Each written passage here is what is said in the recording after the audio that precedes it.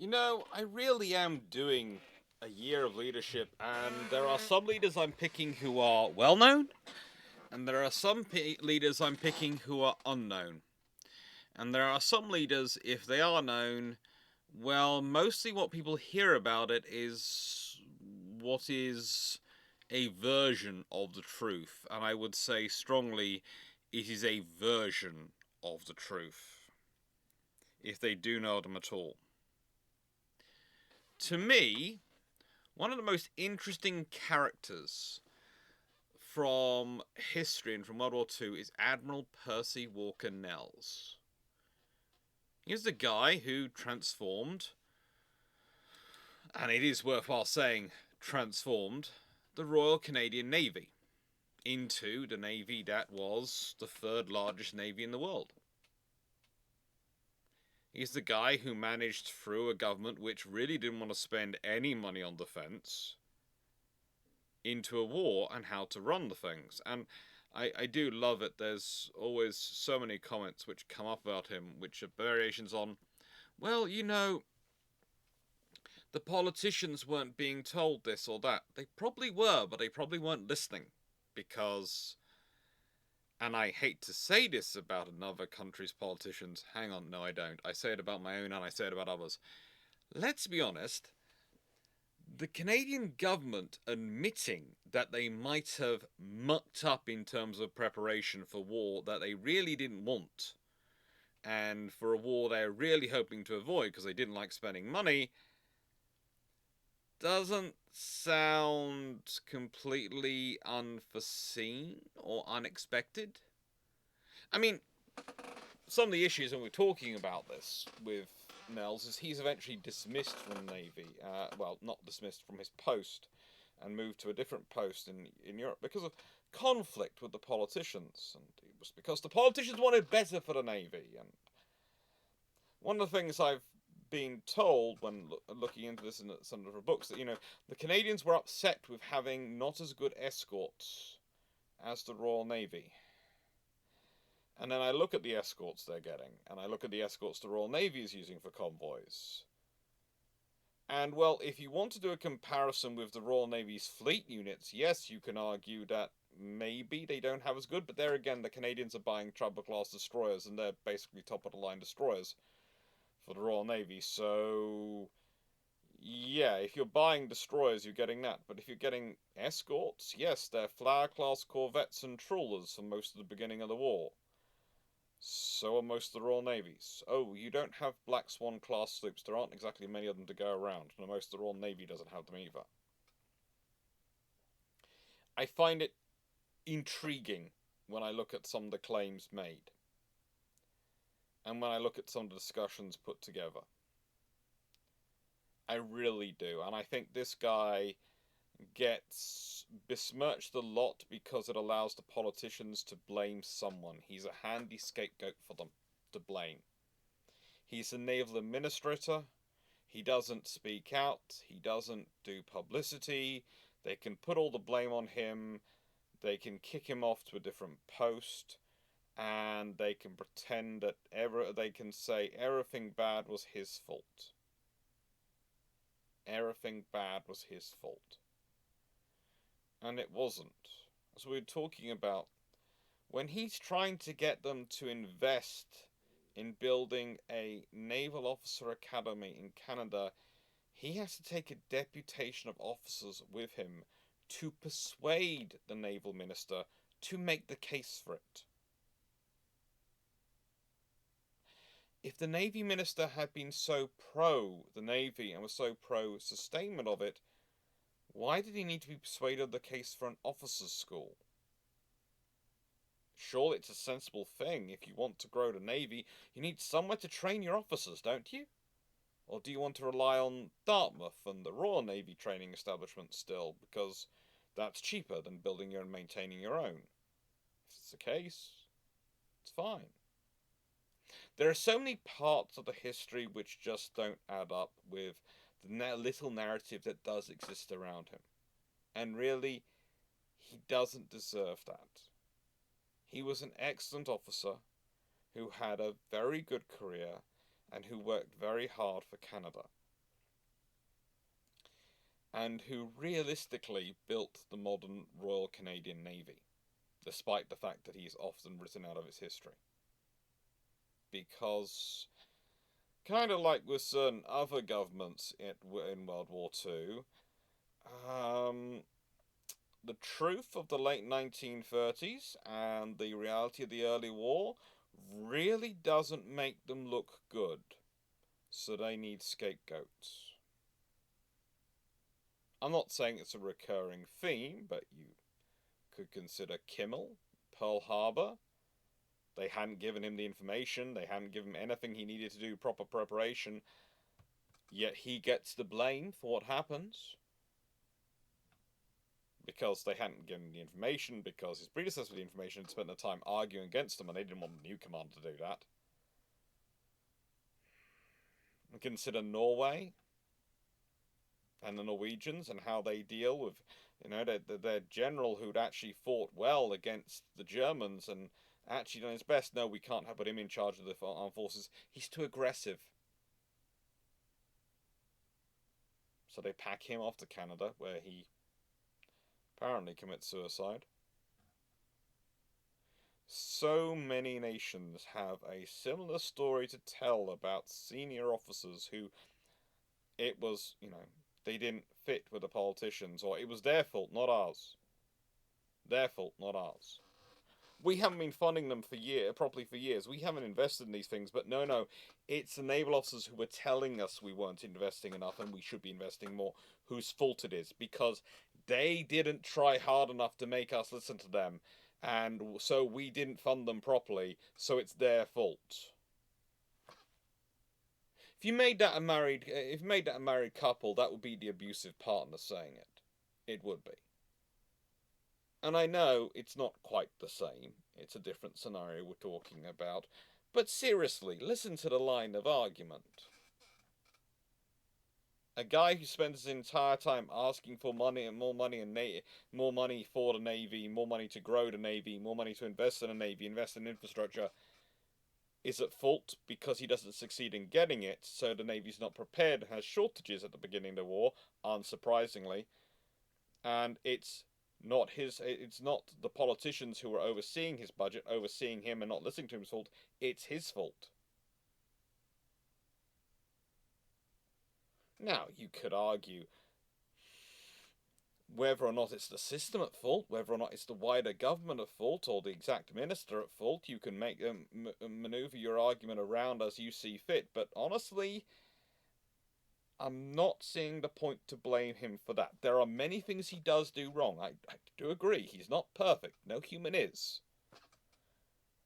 But some of the things he's tarred with a brush of, they don't make sense in anyone's language once you actually enunciate it out and follow it through. Logically, looking at the situation.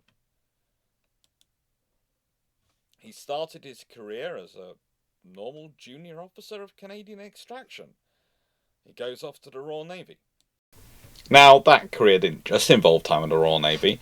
In fact, he had started off officially because his father, a brigadier, had written, and asking if he could attend and could be part of the Navy. Well, that means he starts off with the Fisheries Protection Service, which was part of the Minister of Marine and Fisheries. And he joins that in 1909. His first assignment is to CGS Canada, a patrol vessel. It was useful.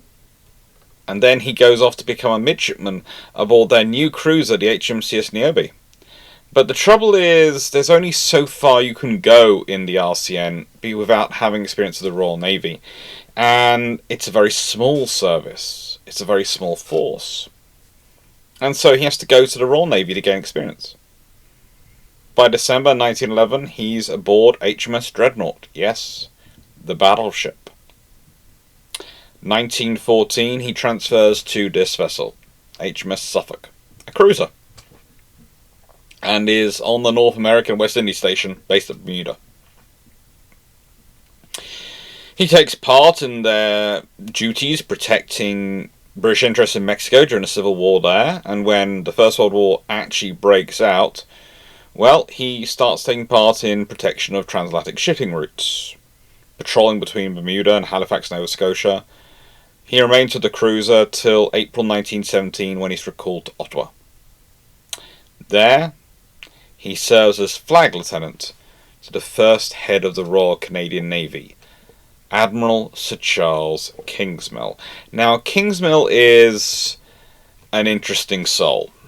And technically he's not the head of the Royal Canadian Navy. Technically he's director of the Naval Service of Canada. Yes. The Royal Canadian Navy is interesting in its organisation and form, and honestly, it's interesting in how mealy-mouthed the Canadian politicians can be. If they can come up with a way to minimise it, to reduce its funding, to reduce its importance, they will do so, despite them being as dependent upon trade as they were for their economy, and trade going by sea. We're talking about an era which was definitely pre the trucking age, which has taken over the world since World War II. We're talking about the pre-World War I and early into war period, when it's rails and it's sea. If you want to move stuff, canals especially as well. And yes, even as part of the British Empire, as integrated as they were in that, they still are depressingly putting this down. But the thing is, that gives him a very interesting experience. He serves with Kingsmill for 3 years. And those are years where he learns a lot. Where he sees Kingsmill trying again and again to boost the Royal Canadian Navy up, to build the Royal Canadian Navy. He has a lot of issues with this.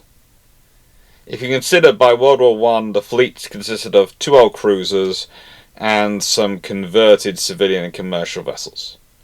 It really isn't that great. And it's despite him having been fighting for it for a long time. By the end of World War I, it has improved. It has improved. But it is not where he would like it to be. But Kingsmill provides an early experience for Nelles in how to manage the Canadian politicians, in how to work with them, in how you deal with them, and how you approach the process. And you couldn't have this at an earlier point. But the thing was, Nelles was being groomed early on to be a leader of the Canadian Navy. They don't have many. They are picking the best options they have, and they are grooming them. And that is what they are doing. And Nelles is just that. He is being groomed. He's had his time with the Royal Navy on a cruiser to experience diplomacy, to experience presence.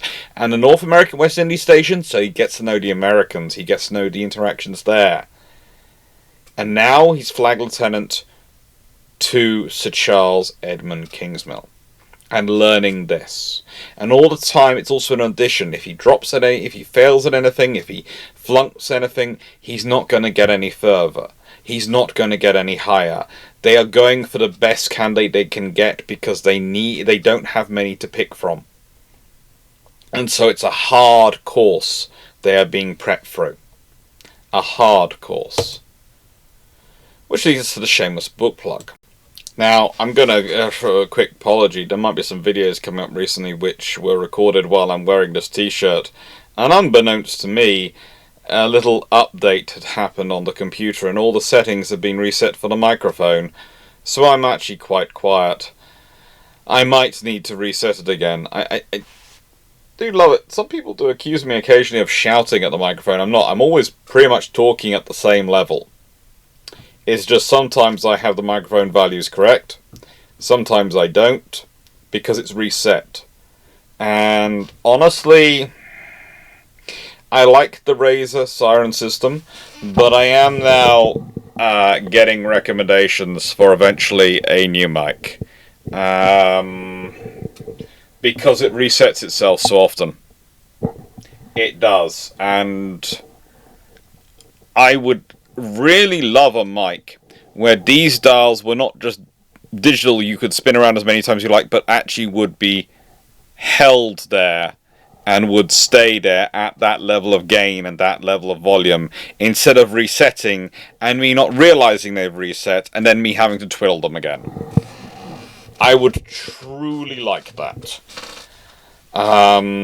If it's got a slightly wider cone as well, that's quite useful. That's one of the reasons why I have kept this mic as long as I have. It's got quite a wide cone. So if I've got it here, or if I've got it, eventually I might have it dangling from up there, it will pick up my voice in a wider area. But yes, I really would like one which the gain and the volume of it were dials which were actually proper frigating dials, i.e. the good old analog system, that if you put it there, that's where it was, it didn't reset. I just really love that, if it would at all be possible. But apart from that small request, this is not going to be a particularly long video, because most of Nell's great accomplishments take place in the murky world of politics, where not a lot's written down.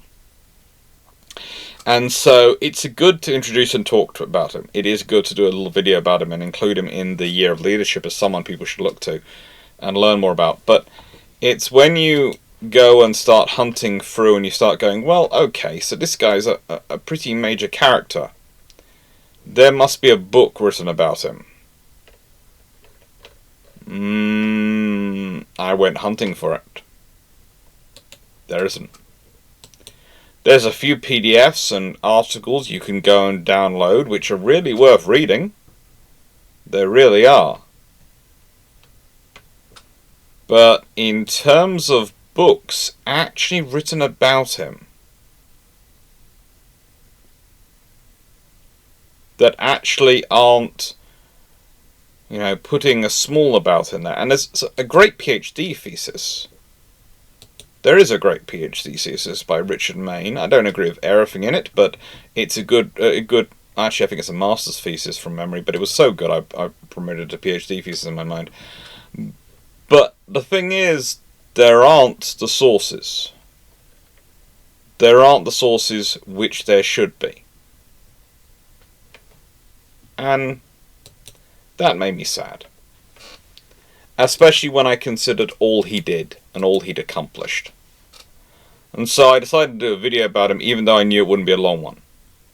Because what can I discuss about him? What is there to discuss about him? There are a few sources available, and I will discuss them and I will bring them up. But yeah. Anyway, I normally use this bit for saying thank you everyone for liking, sharing, subscribing, supporting the channel, everything you do to help the channel grow. Thank you especially for those who recently have been helping out with the purchases of the Senior Fluffy Research Assistant stuff from the Spreadshirt store. There are still more which need to be sold to reach the 100 target in a month. But we'll see. The month is the month of June. And when I'm recording this, which is on the 14th, there has been about 20 sales. So I don't expect to achieve it. I don't. But you never know. And it would be cute if I did, because the poodle would really love it, and I get to go, hey, hey. And then the next one will be to find a lovely picture of the Fluffy Research Assistant, not the Senior Fluffy Research Assistant, the Fluffy Research Assistant, aka Zebedee, and find him doing something nautical with his papa. And a picture which I can admit to my family we did, because I should occasionally, and I know they never watch the shameless book plug parts of the videos. I know they skip through them, so that's fine. He and I might take unauthorized trips to the beach, because he really loves the beach, but he isn't the best creature to try and get the sand out of him. So normally the others don't take him, because the sand gets caught in his fur, whereas I may have introduced him to the only thing he likes being showered by, which is the garden hose. But we'll leave that to one side. He likes it, okay? And he likes the beach. But it's very naughty of me. I do realise it's very naughty of me. Now, once again, after he's finished his time with Kingsmill and learnt the stuff he can learn from him, he has to go back to the UK. Why? Because he has to attend the Royal Navy College, Greenwich. He has to attend a school which is supposed to take you from lieutenant to lieutenant commander. Teach you how to be, start beginning teaching you how to be a senior officer in the Royal Navy, not just a junior officer. And he does that between 1920 and 1922, and then he serves in several establishments until he managed to return to Canada in 1925. He's promoted to commander when he's there, and he is sent to Eskimo, where he's the senior naval officer. He does well. He does well. He's getting experience, but you notice he's not getting much sea time in that period. He's being a senior officer. But mostly he's going between various establishments. He's learning how to run the infrastructure of the Navy in terms of the Royal Navy, and he's coming back to Canada to try and do the same, to help them set up the depth they need to actually support their warfighting capability. And then he returns to the UK in 1929. And in March 1930, he's appointed the executive officer on HMS Dragon, which had been refitted and is a lovely, of course, Danae-class cruiser, D-class.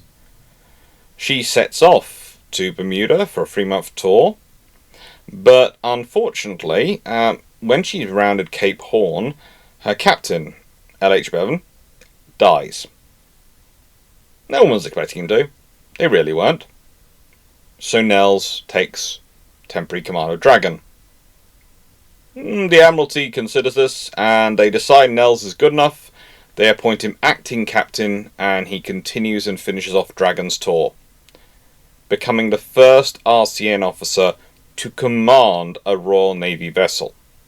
And remember, he's commanding not just any vessel, he's commanding a recently refitted cruiser. And in 1930, Dragon is pretty much one of the best light cruisers the Royal Navy has available at that point. There aren't many better. There aren't. In 1930.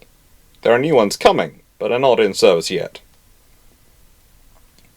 After this, he returns to Canada in 1931 and reverts to the rank of commander.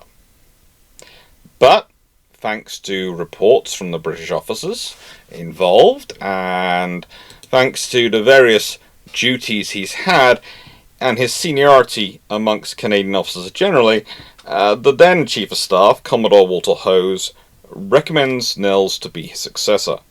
This is what he's been groomed for a while. But he's not there yet. So, in May, he's appointed to command of the Royal Canadian Navy's newest destroyer, HMS Sanguini, which is, let's be honest, a River-class Batch 1, an A-class vessel. Now, they call them the River-class destroyers, and if we're going to be honest about it, and we should be, they are not a class of destroyers. They are various different levels of Royal Navy destroyer produced over the years that they buy different versions of at different times.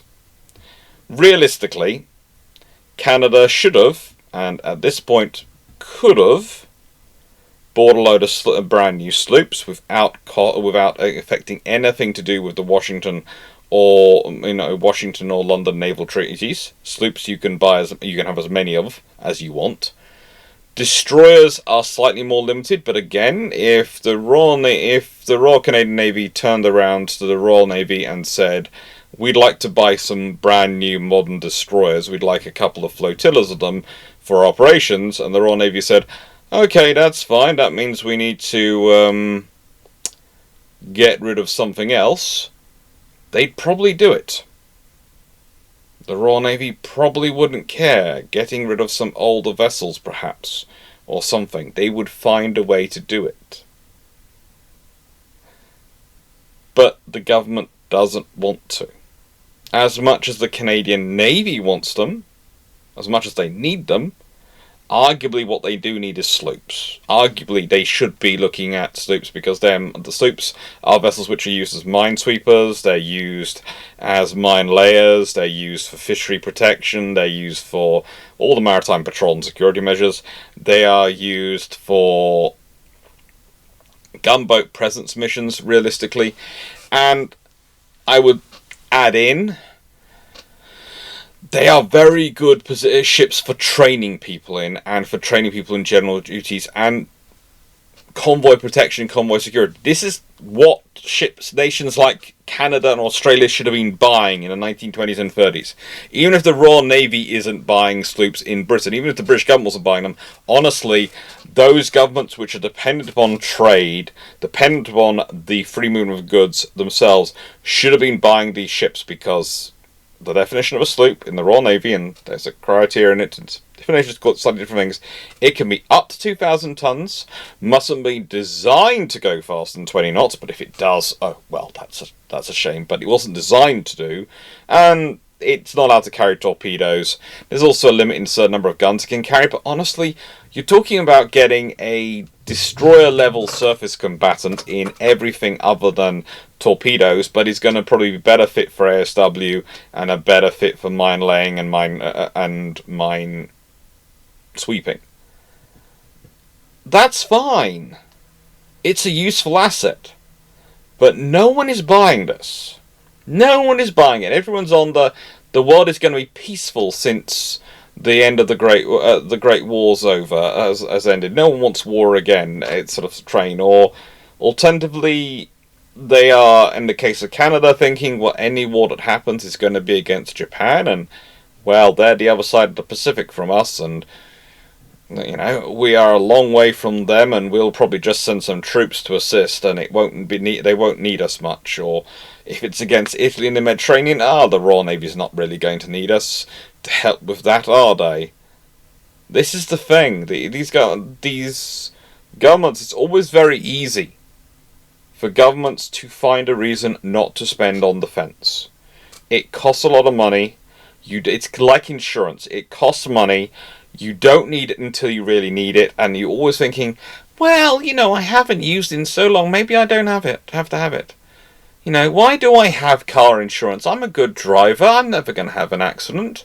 Admittedly, the whole point is you have the insurance not necessarily because of you, but because of the other idiots on the road. But we'll leave that to one side, and I do maintain that most people seem to have an IQ drop the moment they get behind a wheel, but we'll leave that to one side. Also, having driven in Canada, I can honestly say there are some roads in the Toronto area, and the Toronto-Hamilton area, which frankly I think you need to have advanced offensive driving training to drive on. But we'll leave that again to one side. If you have house insurance, you know, why do you need that? My house is perfectly fine. I keep it up to code. It's all safe. You know, it's medical insurance. I'm perfectly healthy. Why do I need to have that? All these questions you can ask yourself, and you can, if you listen to yourself, you can convince yourself out of it. And then when the crisis happens, oh frigate, I've got nothing there. That's the point. Armed forces, like police forces, like fire services, they aren't needed until they're needed. And when they're needed, if you ain't got them, you're in trouble. If you haven't got them, you're in trouble.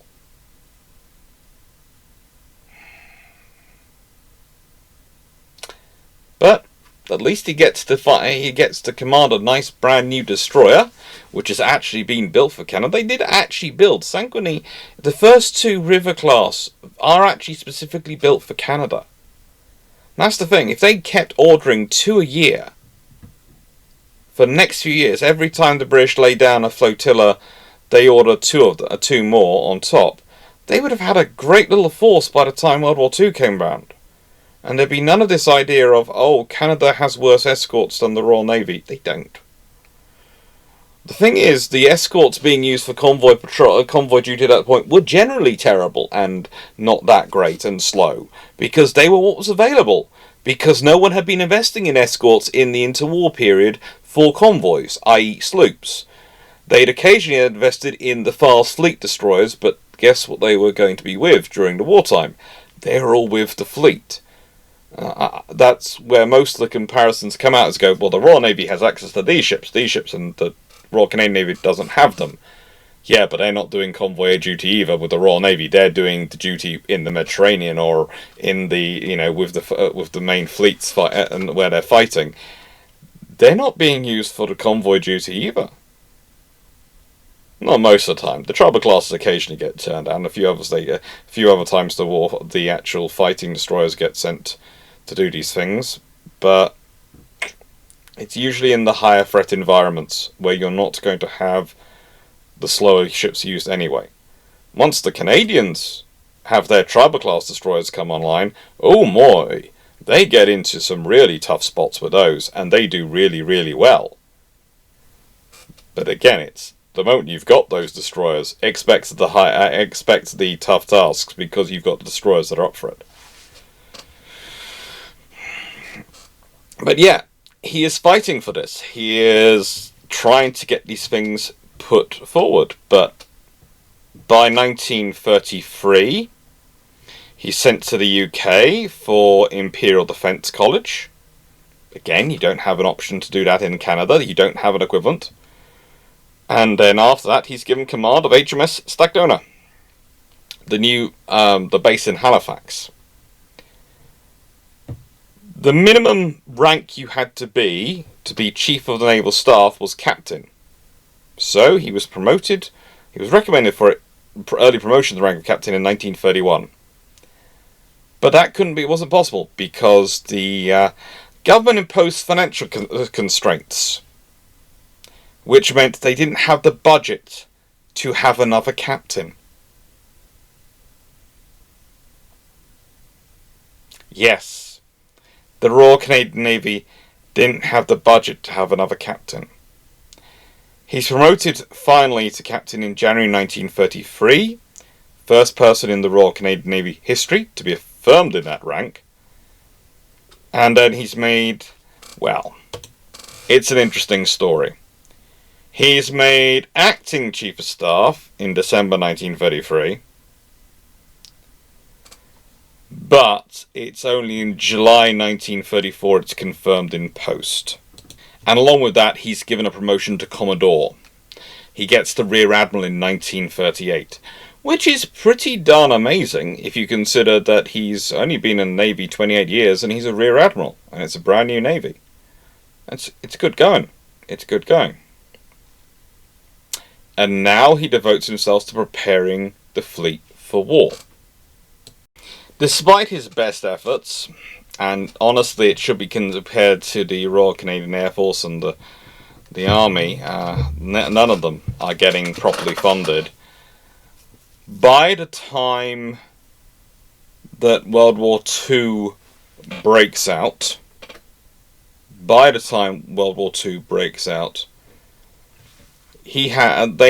Royal Canadian Navy masses 6 of what they're calling River-class destroyers, which are 2 A-class destroyers and 4 C-class destroyers, which have been procured from the Royal Navy after ending service with them, 5 minesweepers, and 2 training vessels. They have a total of 145 officers and 1,674 men. Now, their expansion during World War II is unprecedented. They have the greatest expansion of any navy in the war. They go from being not really equivalent to a flotilla in the Royal Navy to being not being at. In terms of size, the Royal Australian Navy is looking at Canadian Navy going, do you want to provide us with an extra? You're basically an extra destroyer flotilla. Sort of, if you combine your minesweepers and destroyers together, that's sort of equivalent to a flotilla. We're happy have you join in, sort of thing. To, as said, the 3rd largest navy in the world. And they do this, and yet they only have Uganda and Ontario as their 2 cruisers, and they do have some carriers eventually. Eventually they get aircraft carriers, but the thing is, they get escort carriers, Naval and Puncher, first. But the thing is, this is unsurprising. this is unsurprising because this is what you have available. This is what you can do and actually get hold of. They take on the Battle Atlantic and they do a massively amazing job. And I know I just use a massively amazing, but I think it's true to call it that. But again, you look at the vessels they have for there. They are mostly new build vessels for their time. They are Flower-class corvettes. They are River-class frigates. They get some Town-class destroyers from the that come over with the 50 destroyers given to us given to the British war effort by the Americans in exchange for bases, and you get some Wicks as well, vessels assigned all over. You've got the traditional vessels you're talking about. The destroyer mix is very much the destroyer mix of what you see being fighting World War II. And this is all masterminded, and all this growth is masterminded by Nelles. And yet still, the thing I find most disappointing, if you consider what is going on at the time, this massive expansion, that in 1940, he has to go and take a whole group of Royal Naval College of alumni, basically people who've been to Greenwich to extent, to Angus Lewis MacDonald, the naval minister at the time, and make the case for a naval college.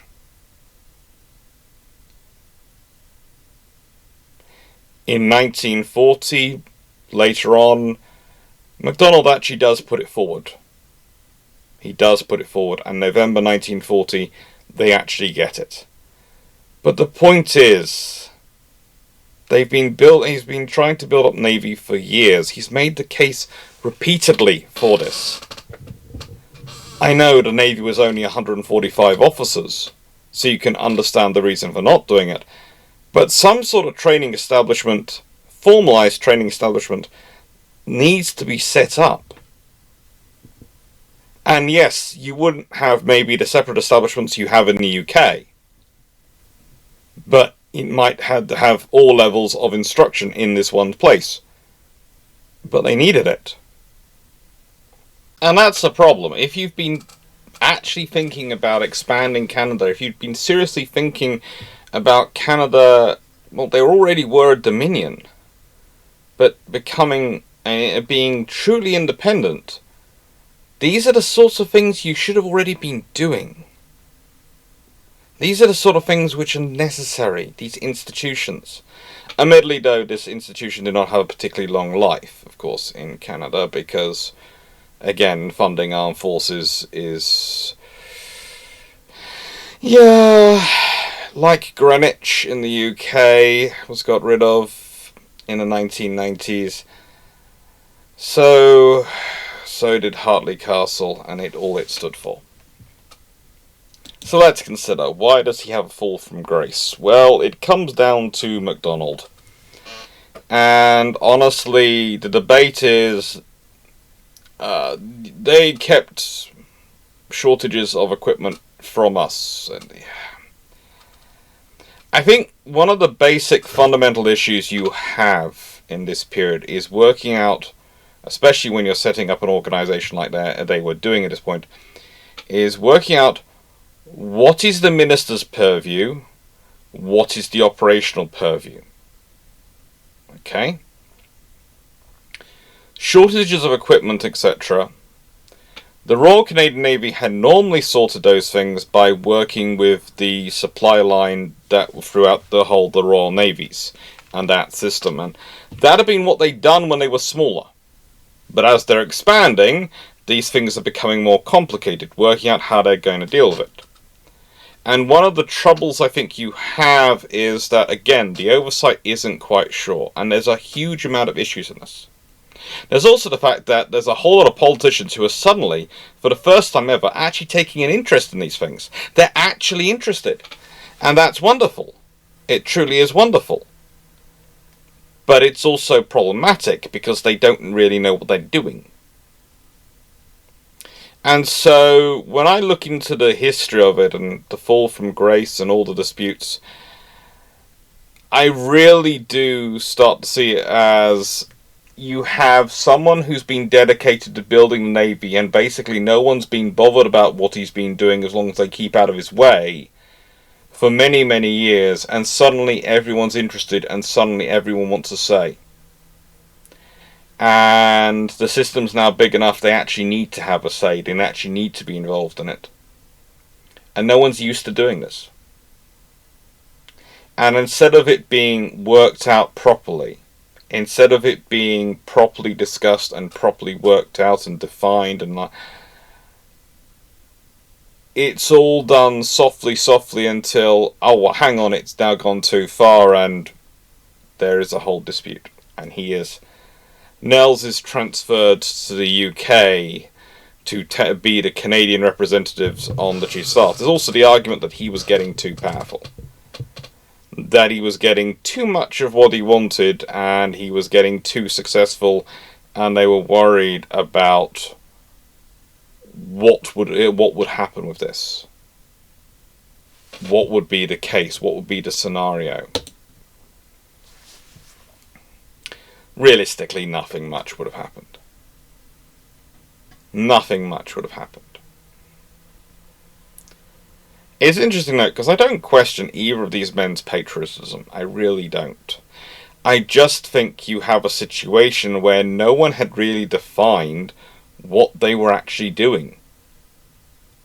You see, you've got him as Chief of Staff of the Royal Canadian Navy by this point, and he's in charge of that, and the Royal Canadian Navy is expanding, and he's an Admiral, and he's the first Canadian to become a full Admiral in the Royal Canadian Navy. Which is all an amazing thing. But is he the first Sea Lord, or is he the First Lord of the Admiralty? Is he the third Sea Lord? And that's the problem. In many ways, Nell's position, for many years, especially prior to the war, World War II, but even especially during the start of World War, was basically he was first, second, and third Sea Lord equivalents, which is a huge amount of power to have in one person, and means de facto the chance of oversight for the civilians is minimal. And this is where you have problems come about. He's got a massively expanding force. I keep using the word massively, I'm not sure why today, but it does seem to fit it so well when we're talking about how the Canadian Navy expands. And he's trying to run that. He's got to take 100 decisions before breakfast, and if he gets any of them wrong, people's lives will ultimately be on the line. And the odds are he is going to get some wrong. And on top of that, you then have MacDonald is now theoretically, politically responsible for this all. And if there's mistakes,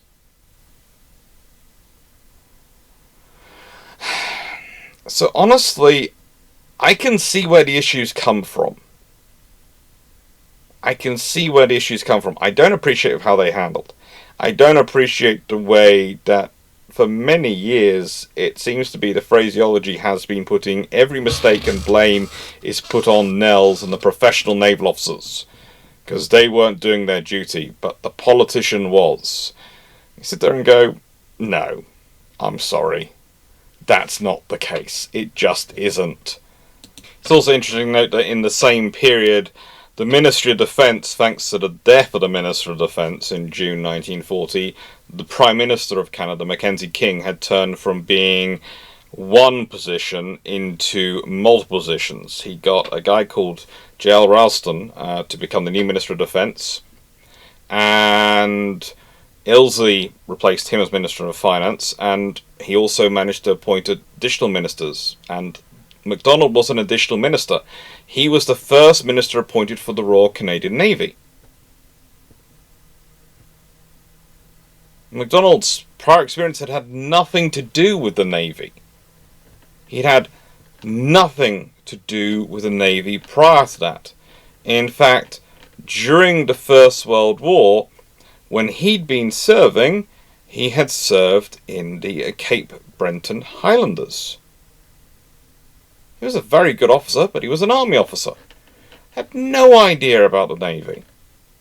And suddenly he's put in charge, and suddenly he's got to do this over years and manage the task. And the thing is, he's given a whole load of experienced naval officers to run it, but he really doesn't have the experience to be able to hold them account, and he doesn't have the position to be able to hold them account. And they aren't used to having someone actually trying to be involved in these decisions, because usually it's, oh, you're actually interested. Let's go back to that thing I've mentioned earlier. Nelles took a deputation of officers to give him a presentation. That's not how the relationship should be. They should be working together, not one bringing deputations to the other. He shouldn't need to bring a deputation. He should be able to go, look, sir, this is a problem we have. And it's, when I look at the critiques that come in and the people trying to portion blame between the two, and there is blame to go round, but I think the vast majority of the blame rests on the Canadian system, which hadn't been investing, which hadn't been developing, and therefore, ultimately, I'm sorry, and I say this despite him being possibly one of my favourite Canadian Prime Ministers of all time, because he's quite so intriguing and personal. It's on McKenzie King. It's on McKenzie King. He's Prime Minister from 1935 till 1948. And who'd been Prime Minister before that between 26 and 1930. And before that between 1921 and 1926. He has a couple of months off in 1926. I'm sure he's busy that time. The thing is, he's had these duties prior to his being Prime Minister, and also as well as being Prime Minister at certain points, he has the Secretary of State for External Affairs job. He is in charge of all these different duties. If anyone had the opportunity to change the balance of forces in Canada and set up a system which could be rapidly expanded more, which was set up to rapidly support expansion, which was in a better position, it's McKenzie King. And he didn't. Because, ultimately, I don't think he needed to. I don't think he felt he needed to. I think he thought it wasn't necessary. Anyway, I always finish these videos with a question. I'd like you to consider this. Let's say Canada does go for, when they start buying the A-class, when they buy the first two rivers, they then buy a couple of destroyers every year, and they buy 4 sloops. Whatever sloops the Royal Navy build that year, they buy 4 more of. And so, by the time you get to World War II, they have 18 destroyers, so 2 flotillas, and about 36 sloops in service. How does that change things? How does having a fleet of 54 little ships, and let's say they added on a brand new cruiser as well. Let's say in 1937, when the treaties break down, they ordered a cruiser and they managed to get one of the ones which was being completed to be signed over to them, one of the light cruisers. A Crown Colony. Let's go for. No, that wouldn't work. Fiji's not commissioned until 1940. Oh, give them a Leander. That's what everyone liked, really. That's what I want. That's what I'd like as their flagship. How do things change? Do you think if they're doing that level of resource, they've set up a minister already, that there's been a change in the civilian organisation to go with it? do you think there be that level of preparation they might have invested in the education facilities as well with the larger force? Or will they still be trying to muddle through what they had? And how will that affect Canada's entry into the war and Canada's, as response to the war if they have that greater level of force and capability? I'd be interested to hear what you say and what you think of that. Anyway, with that being said, what do we have next week? Next week is George of Antioch. Oh, you're going to love him. The admiral who made Sicily feared by Byzantium in the 12th century. It's most people have ever heard of, but I love to have a little chat about him once or twice a year because he's funny and he's cool. Take care. Hope you have a nice evening or day when you're watching this, and thanks for watching. If you like the videos, please do consider like, sharing, subscribe. It really does help the channel grow, and thank you.